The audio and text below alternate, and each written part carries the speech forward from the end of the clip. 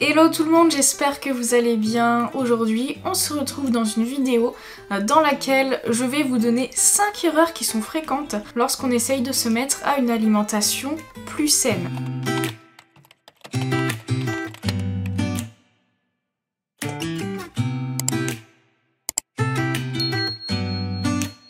Les raisons pour lesquelles on veut rééquilibrer son alimentation ou en tout cas manger un petit peu plus sainement peuvent être diverses. Ça peut être pour des raisons de santé, ça peut être pour une prise de conscience. On prend conscience que notre alimentation n'est pas vraiment optimale en termes de santé par exemple, mais ça peut être également pour des objectifs de perte de poids ou de prise de masse musculaire où on cherche justement à optimiser et rééquilibrer son alimentation pour que ça colle avec l'objectif que l'on a. Et donc dans cette vidéo, je vais vous donner 5 erreurs à ne pas faire justement si vous souhaitez manger plus sainement.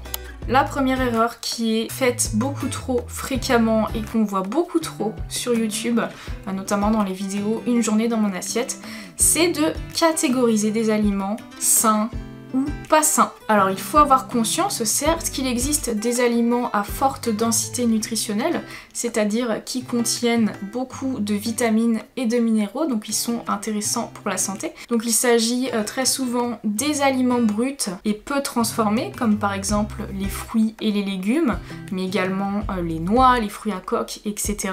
Ou alors certains produits animaux, comme le foie par exemple. Ça c'est très dense nutritionnellement parlant, par exemple, voilà, mais il existe plein d'autres exemples. Et il existe également effectivement des aliments qui sont moins denses nutritionnellement parlant, donc qui contiennent moins de vitamines et minéraux, qui sont souvent des aliments ultra transformés. Donc par exemple les bonbons. Les bonbons c'est un aliment ultra transformé. Ils contiennent du sucre, donc ils contiennent des calories, mais en termes de vitamines et minéraux, il n'y a quasiment rien dedans. Donc c'est très pauvre nutritionnellement parlant. Donc on peut avoir conscience de ça, effectivement, ça aide à faire des choix alimentaires judicieux très souvent. Mais après il faut savoir que selon le contexte, consommer un produit ultra transformé à faible densité nutritionnelle n'est pas forcément malsain justement. Ça dépend vraiment du contexte. Et il faut également prendre en compte la santé mentale, parce que c'est quoi un aliment sain? C'est un aliment effectivement qui apporte plein d'éléments intéressants pour le corps, mais peu pour l'esprit.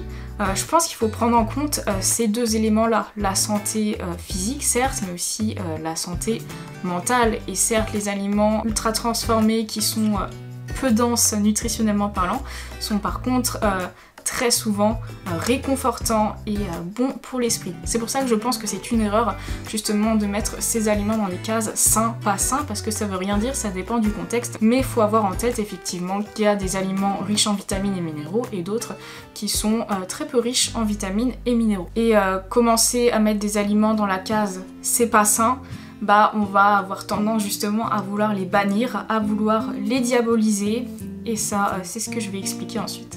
Donc la deuxième erreur justement c'est de bannir des aliments que l'on aime justement parce qu'on les met dans la case pas sain. Donc comme je le disais, ça rejoint le premier point, sauf que bannir des aliments qu'on aime, ça risque de causer justement un manque d'adhésion à votre nouvelle alimentation justement que vous aurez rééquilibrée.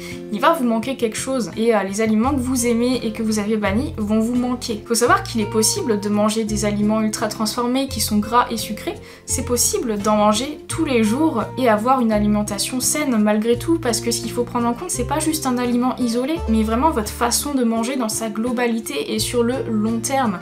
Et pareil, c'est pas parce qu'il y a un jour où vous aurez moins bien mangé en termes de densité nutritionnelle que d'autres jours que ça veut dire que votre alimentation n'est pas saine. Faut vraiment voir comment vous vous comportez et comment vous gérez votre alimentation sur plusieurs jours et sur le long terme. Par exemple, moi ce que j'adore manger tous les jours c'est le Milka biscuit.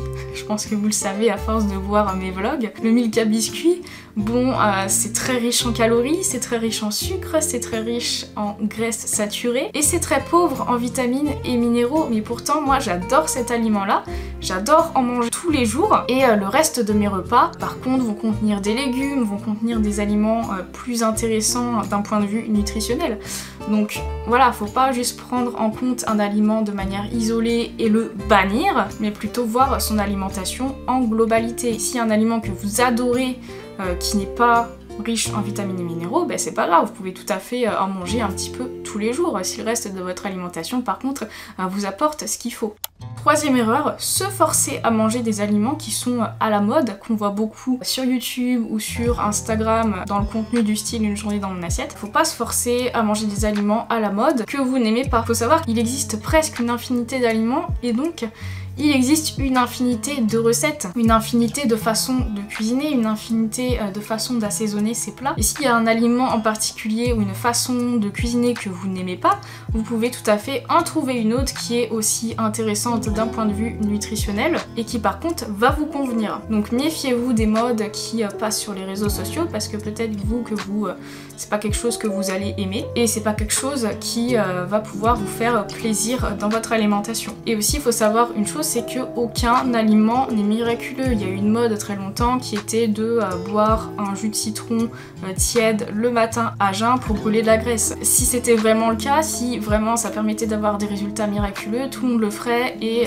personne ne serait en surpoids. Hein, il n'y a aucun aliment qui est miraculeux, il n'y a aucun aliment qui fait perdre du poids, il n'y a aucun aliment qui fait prendre du poids. Donc c'est pour ça que faut vous méfier des modes que vous voyez sur les réseaux sociaux où on présente un aliment et on lui vante de nombreux bienfaits. Voilà, essayez de prendre du recul par rapport à ça. Si c'est quelque chose que vous aimez, bah tant mieux, mais si c'est un aliment que vous n'aimez pas, bah ça sert à rien de se forcer à en manger.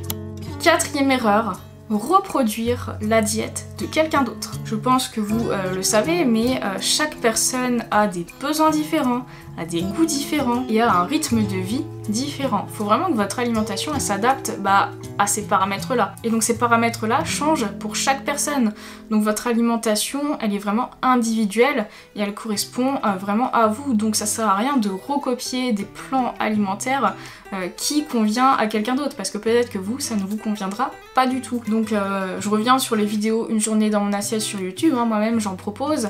Ne reproduisez pas à la lettre ces journées-là. Certes, c'est du contenu qui est super pour trouver des idées de recettes, mais bien sûr, adaptez ces recettes à vos goûts et également adapter les quantités à vos besoins. Et ce n'est pas parce que vous mangez exactement comme votre fit girl préférée que vous aurez le même corps qu'elle, parce que vous n'avez pas le même rythme de vie et pas les mêmes besoins, encore une fois. Et surtout, si cette personne a une diète qui ne vous convient pas, vous n'allez pas du tout tenir sur le long terme, donc vous n'aurez pas de résultats à long terme en fait. Et psychologiquement, c'est pas forcément sain d'entamer une diète justement qui ne convient pas du tout.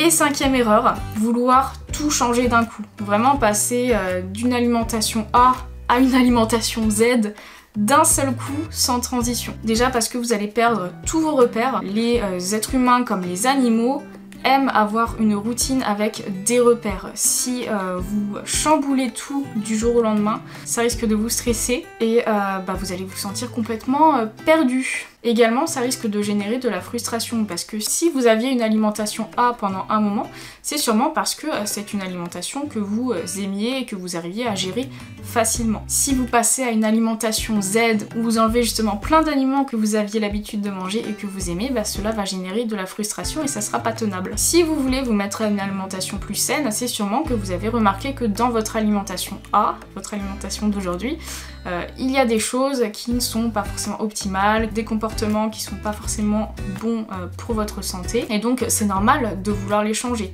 Mais faites vraiment les choses progressivement. Certes, peut-être que là vous êtes très motivé à changer, mais je vous conseille vraiment de faire les choses progressivement. On va prendre des exemples. Imaginons une de vos mauvaises habitudes, c'est justement de boire beaucoup de soda tous les jours. Par exemple, à table, au lieu de boire de l'eau, vous buvez du soda, genre du coca par exemple. Eh bien, ce que je vous conseille de faire, plutôt que de bannir le coca du jour au lendemain, c'est déjà de passer peut-être à du coca zéro, parce que le coca zéro ne contient pas de sucre. Et donc, si votre objectif est de perdre du poids, cela va grandement vous aider. Donc là déjà vous faites une première optimisation qui ne chamboule pas trop vos habitudes. Mais il est clair que la boisson la plus adaptée pour l'être humain ça reste l'eau.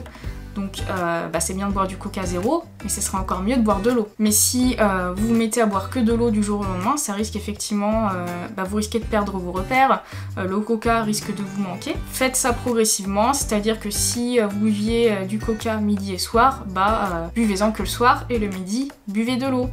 et ensuite passer à un jour sur 2. Et surtout en ayant en tête que vous n'allez pas supprimer totalement le coca si vous adorez ça. Si finalement le coca ne vous manque plus et vous appréciez beaucoup boire de l'eau, c'est cool, mais si vous adorez ça malgré tout et que vous n'avez pas envie d'arrêter le coca totalement, eh bien c'est toujours possible d'en consommer, mais de manière effectivement un petit peu plus raisonnée et un petit peu moins fréquente.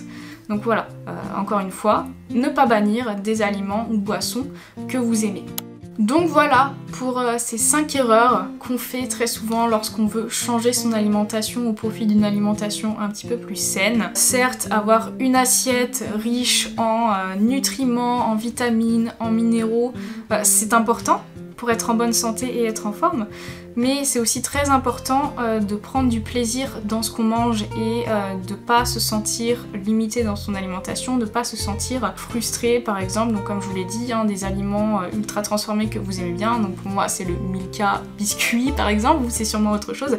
Dites-moi en commentaire vous quel est votre péché mignon justement ultra transformé que vous adorez. Bien gardez ces petites choses dans votre alimentation. Pourquoi? Parce que sinon vous allez vous sentir frustré, vous allez avoir un sentiment de manque, et le sentiment de manque, qu'est-ce que ça va provoquer? Ça va vous provoquer des craquages en fait. Et les fois où vous allez vous retrouver justement devant cet aliment qui vous manque, bah vous allez défoncer le paquet en fait. Alors que si vous savez que vous y avez le droit et que vous en mangez un petit peu tous les jours, vous n'en manquerez pas, et lorsqu'on n'a pas le sentiment de manque, bah on n'a absolument pas l'envie de défoncer le paquet ou d'en manger en grosse quantité. Je sais pas si vous voyez ce que je veux dire, mais moi depuis que je fais ça, ça a totalement changé ma relation avec la nourriture, parce que justement moi, toutes ces erreurs là que je vous ai citées, je les ai faites hein, quand j'ai voulu changer mon alimentation, et ça a été très compliqué ensuite de retrouver une alimentation plus équilibrée, donc d'un point de vue santé, mais aussi d'un point de vue santé mentale, c'est super important. Donc voilà, en tout cas j'espère que la vidéo aura pu vous aider. N'oubliez pas de laisser un commentaire, de liker la vidéo et de vous abonner, ça me ferait trop plaisir. Et sur ce, on se retrouve très bientôt pour une nouvelle vidéo.